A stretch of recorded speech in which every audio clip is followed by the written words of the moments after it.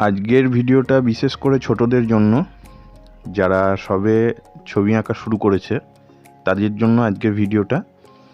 আমি একটা ছোট্ট পেন্সিল একটা স্ট্রাকচার করছি।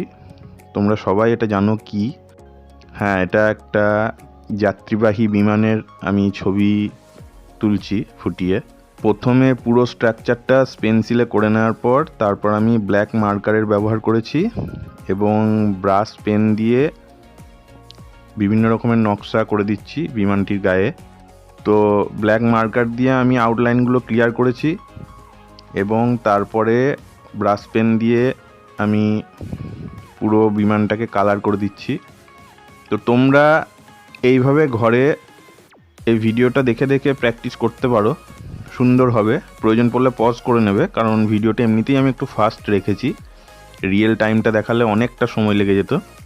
তো ভালো লাগলে লাইক করো, প্রচুর পরিমাণে কমেন্ট করো, সুন্দর সুন্দর ভালো ভালো ভালোবাসা দাও অনেক, এবং যারা নতুন তারা অবশ্যই চ্যানেলটাকে সাবস্ক্রাইব করে দাও।